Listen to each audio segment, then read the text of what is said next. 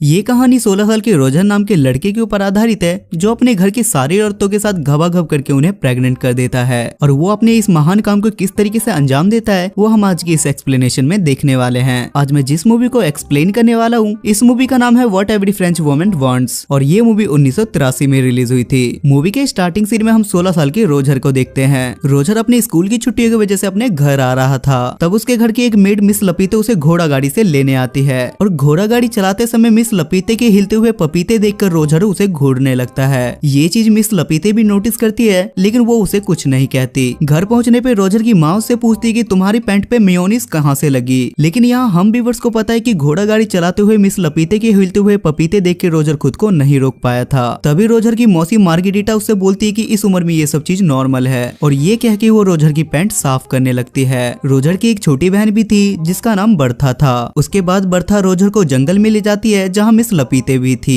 तभी लपीते रोजर के सामने ही साइड में जाके हल्की होने लगती है और ये देखकर रोजर की आंखें बाहर आ जाती है। उसके बाद रोजर को किसी की चिल्लाने की आवाजें सुनाई देती है और जब रोजर वहाँ पे देखने के लिए जाता है तो वहाँ उसे उसी के घर की एक मेड उर्सिला किसी और के साथ जंगल में मंगल करती हुई दिखाई देती है। जिसके बाद रोजर वहाँ से भाग जाता है क्योंकि उसे लगता है कि वो एक गलत दुनिया में आ गया है। उसके बाद सीन स्विच होता है और हम पूरी फैमिली को एक साथ खाना खाते हुए देखते हैं, जहाँ हम व्यूअर्स को पता चलता है कि रोजर की माँ काफी ज्यादा स्ट्रिक्ट है। शाम को रोजर जब सोने की कोशिश कर रहा था तो उसे बाहर से कुछ आवाजें सुनाई देती है और जब वो कमरे से बाहर आता है तो वो देखता है कि एक नौकरानी घोड़ी बन के खड़ी है और कोई उसके पीछे से बजा रहा है। ये देखने के बाद रोजर की फटके चार हो जाती है और रोजर वापस सोने के लिए चला जाता है और बिस्तर में उसकी छोटी बहन बर्था छुपी हुई थी। तब बर्था उसे बताती है कि मिस लपीते ने मुझे बताया कि हमारी मासी मार्गेरिटा अभी भी वर्जिन है, जिस पर रोजर उसे पूछता है कि वो अभी तक वर्जिन क्यों है, जिस पे बर्था उसे बताती है कि उन्हें मर्दों से डर लगता है और इसलिए उन्होंने अभी तक शादी नहीं की है। तभी वहाँ अचानक से नैनी केट आ जाती है और केट का काम बर्था का देखभाल करना था। बर्था के वहाँ से जाने के बाद केट रोजर का ब्लैंकेट हटाती है, जिस पर रोजर अचानक से डर जाता है क्योंकि रोजर का पप्पू खड़ा हो गया था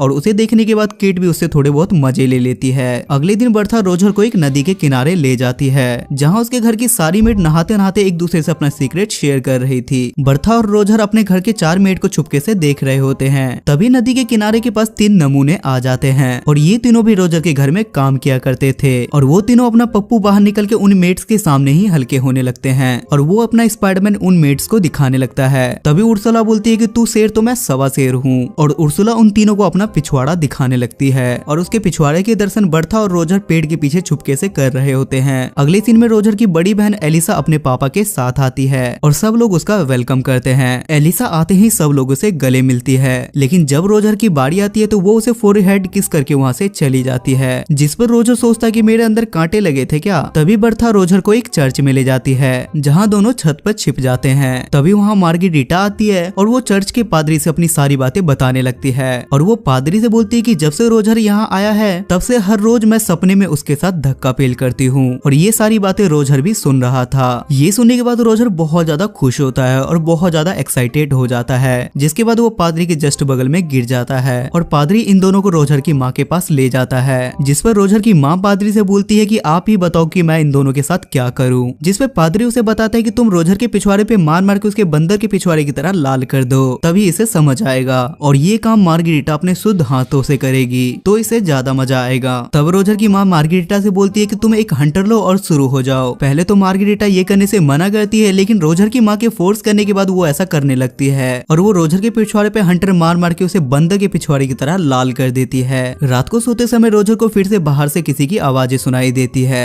और जब वो अपने कमरे से बाहर निकलता है तो वो देखता है कि उसकी मेड हेलन किसी से ठुकवा रही थी और आज भी उसे बस हेलन ही दिखती है, उसके पीछे वाला बंदा बिल्कुल भी नहीं दिखता। लेकिन इस बार रोजर अकेले इस नजारे का मजा नहीं ले रहा था, बल्कि मिस्टर फ्रैंक भी ये सब कुछ देख रहे थे। तभी वहाँ अचानक से रोजर के पास उर्सुला आती है और वो उसे बोलती है कि आओ मैं तुम्हारे पिछवाड़े में मूव लगा दूं। इतना मार खाने के बाद दर्द भी तो बहुत ज्यादा हो रहा होगा, जिस पर रोजर उसे ऐसा करने से मना कर देता है। उसके बाद रोजर उसे पूछता है कि हर रात हेलन को कोई पीछे से बजाता है, क्या तुम्हें पता है कि वो बंदा कौन है। जिस पर वो रोजर से बोलती है कि ये हम मेड का टॉप सीक्रेट है। तब रोजर को ख्याल आता है कि उसने अकेले इस शो को नहीं देखा था, बल्कि मिस्टर फ्रैंक भी इस शो को एंजॉय कर रहे थे। जिसके बाद रोजर सीधा मिस्टर फ्रैंक के पास जाता है, जहाँ मिस्टर फ्रैंक दूरबीन से मियां खलीफा को देखने की ख्वाहिश में पैंट में हाथ डाल के अपने स्पाइडरमैन को तसल्ली दे रहे थे और रोजर के आते ही मिस्टर फ्रैंक वहाँ से चले जाते हैं। तब रोजर भी दूरबीन से देखने लगता है और उसे नीचे दो शादीशुदा एलियन एक साथ कुत्ता डांस करते हुए दिखाई देते हैं। तब रोजर को समझ में आता है कि मिस्टर फ्रैंक अपने स्पाइडरमैन की मसाज क्यों कर रहे थे।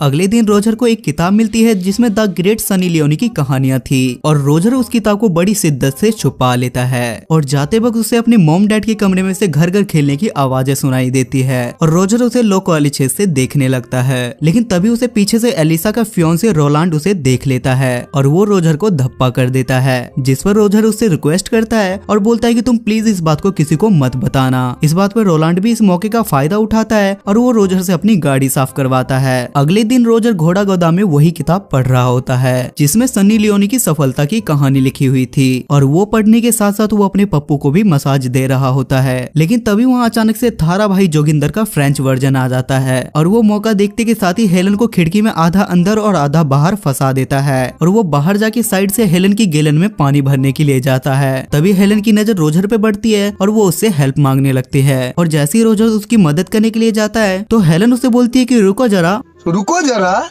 सबर करो और गैलन में पानी भरने दो। तभी रोजर बाहर निकल के देखने के लिए जाता है कि हेलन की गैलन में पानी कौन भर रहा है, लेकिन तब तक जोगिंदर भाई अपना काम कर चुके थे। अगले सीन में रोजर अपनी फैमिली के साथ बैठा था जहां रोलांड रोजर को अपनी जूते साफ करने के लिए बोलता है, लेकिन रोजर काम करने से सीधा मना कर देता है। तभी रोलांड अपनी औकात दिखाता है और वो रोजर की माँ को उसकी सारी सच्चाई बता देता है, जिस पर रोजर की माँ बोलती है कि मेरी दोनों बेटियां ठीक हैं, लेकिन पता नहीं मैंने इस इमरान हाशमी को जन्म कैसे दे दिया। जिसके बाद रोजर अपनी सनी लियोनी वाली किताब को अपनी बहन की किताब से बदल देता है और वो वहाँ से छुप के देखता है कि वो इस किताब को पढ़ेगी या नहीं। उसके बाद एलिसा उस किताब को पढ़ के ऐसा रिएक्ट करती है जैसे उसे धरती पे स्वर्ग मिल गया हो। उसके बाद रोजर किचन में जाता है जहाँ उर्सुला होती है और वो मौका देख के उर्सुला को वहीं घोड़ी बनाने लगता है, लेकिन तभी वहाँ अचानक से एक दूसरी मेड आ जाती है और रोजर वहाँ छुप जाता है। जिसके बाद रोजर सोचता है कि मेरी ही किस्मत में एल लगे हुए हैं। तभी उसके दिमाग की बत्ती जलती है और वो मिस लपीते के पीछे उसके पपीते दबाने के लिए जाता है, जिस पर मिस लपीते उससे पहले मना करती है कि ऐसा मत करो। लेकिन थोड़ी देर के बाद मिस लपीते उससे बोलती है कि रोजर मेरे बच्चे जितना बजाना है तुम बजाओ। लेकिन वहाँ रोजर की नोबिता वाली किस्मत चमक जाती है और बाहर कोई जर्मनी और फ्रांस के बीच में जंग का ऐलान कर देता है और सबको पता चलता है कि जर्मनी ने फ्रांस से जंग का ऐलान कर दिया है। अगले दिन सब लोग युद्ध में जाने की खुशी मना रहे होते हैं, लेकिन रोजर की हालत ऐसी होती है जैसे उसने ढिंडोरा की लॉटरी जीत ली हो। लेकिन फ्रांस में एक नियम था कि वार में जाने से पहले वो सब लोग अपनी बीवी को टीवी के सामने घोड़ी बनाएंगे। जिसके बाद रात में सब लोग अपनी बीवी को जंगल में ले जाके उसकी बजाने लगते हैं, जिस पर रोजर सोचता है कि ये बस आज रात की चांदनी है और इसके बाद तो इनकी पिक्चर मैं ही बनाऊंगा। सबके युद्ध में जाने के बाद सारी लेडीज अकेली थी और रोजर सबसे पहले उर्सुला के पास जाता है जहाँ वो उसे ले दे के घोड़ी बना ही देता है और वो उर्सुला से ये भी बोलता है कि मुझे तुमसे प्यार हो गया है। जिस पर उर्सुला बोलती है कि सारे लड़के पहली बार चरम सुख का आनंद लेने के बाद यही बोलते हैं। अगले सीन में बर्था रोजर से बोलती है कि पादरी माँ से मिलने के लिए आए हुए हैं, जिसके बाद ये दोनों भाई बहन चुपके से उन दोनों की बातें सुनने लगते हैं। जिस पर रोजर की माँ पादरी से बोलती है कि मेरा पति मेरी कभी घोड़ी बना के लेता है तो कभी डॉगी बना के लेता है, इससे कोई पाप तो नहीं। जिस पर पादरी बोलता है कि नहीं, वो तुम्हारा पति है,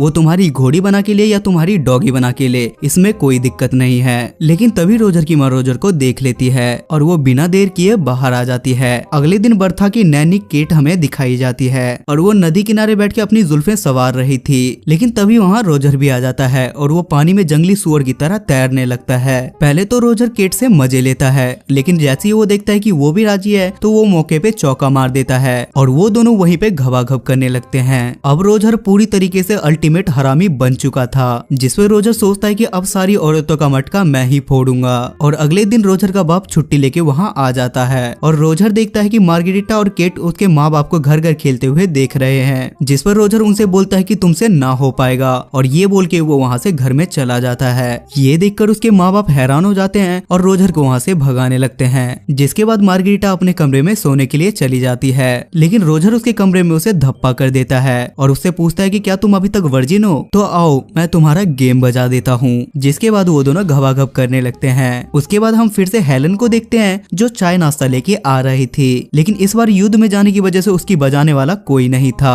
तभी वो रोजर के कमरे में जाती है और और रोजर उसे पीछे से पकड़ लेता है और वो उसे घोड़ी बना देता है। अगले दिन रोजर एलिसा के पास जाता है जहाँ वो घोड़ों को घास खिला रही थी, जिस पर रोजर उसे बोलता है कि आज मैं तेरी भी पिक्चर बनाऊंगा। पहले तो एलिसा उसे ऐसे करने से मना करती है, लेकिन थोड़ी देर बाद बोलती कि हाँ मेरी पिक्चर बनाओ और हाँ पिक्चर में मुझे घोड़ी का रोल देना, जिसके बाद रोजर उसे भी घोड़ी बना देता है। अब रोजर सारी औरतों के बीच पॉपुलर हो गया था और सारी औरतें बारी बारी उसके पास काम 25 करवाने के लिए आती थी। दिन बीतते जाते हैं और ये सिलसिला चलता रहता है। एक दिन एलिसा रोजर से बोलती है कि मैं प्रेग्नेंट हूँ। तभी रोजर देखता है कि रोलांड भी वापस आ गया है क्योंकि अब युद्ध खत्म हो चुका था। उर्सिला और मार्गरीटा भी उसे बोलती है कि मैं भी प्रेग्नेंट हूँ और ये सुनने के बाद रोजर के पैरों तले जमीन खिसक जाती है क्योंकि अगर उसके मॉम डैड को ये बात पता चली तो उसके मॉम डैड उसे नंगा करके सारी जगह घुमाएंगे। तभी रोजर उर्सुला से बोलता है कि एक नेल पॉलिश लेके आओ और वो उस नेल पॉलिश को एलिसा के बेड पे लगा देता है और बोलता है कि तुम कुछ भी करके रोलांड के साथ घबाघब कर लेना, जिससे रोलांड को लगे कि एलिसा अभी भी वर्जिन है। उसके बाद वो अपनी मासी से बोलता है कि आप फ्रैंक से शादी कर लो, वो आपको बहुत ज्यादा पसंद करता है और ये सुनने के बाद वो दोनों शादी के लिए मान जाते हैं। उसके बाद रोजर उर्सुला के पास जाता है और उसे शादी के लिए प्रपोज करता है, लेकिन उर्सुला उसे मना कर देती है क्योंकि वो पहले से किसी और को पसंद करती थी। उसके बाद तीनों औरतों की शादी हो जाती है और रोजर के कांड के बारे में किसी को काने कौन खबर नहीं होती और उसी रात रोजर फिर से हेलन के साथ घबाघब करता है और अगले दिन हेलन उसे बताती कि मैं भी प्रेग्नेंट हूँ। लेकिन अब रोजर की स्कूल की छुट्टियां खत्म हो चुकी थी, इसलिए वो उससे बोलता है कि मैं तुम्हारे लिए भी एक अच्छा सा पति ढूंढ लूंगा, जिसपे हेलन बोलती है कि तुम इसकी टेंशन मत लो क्योंकि मैंने सब लोगों के साथ घबाघब किया है और मैं इस पे किसी का भी नाम लगा सकती हूँ। उसके बाद रोजर अपने पापा के साथ खुशी खुशी वहाँ से चला जाता है और ये मूवी यहाँ खत्म हो जाती है। सो गाइस आई होप कि आपको आज की एक्सप्लेनेशन पसंद आई होगी और इस मूवी की IMDb रेटिंग है 6.2 स्टार्स आउट ऑफ 10 और इसे गूगल यूजर ने 85% लाइक किया है। अगर आपको एक्सप्लेनेशन पसंद आती है तो आप मेरे चैनल को सब्सक्राइब करके मुझे सपोर्ट जरूर करें। तब तक के लिए स्टे सेफ, स्टे हेल्दी।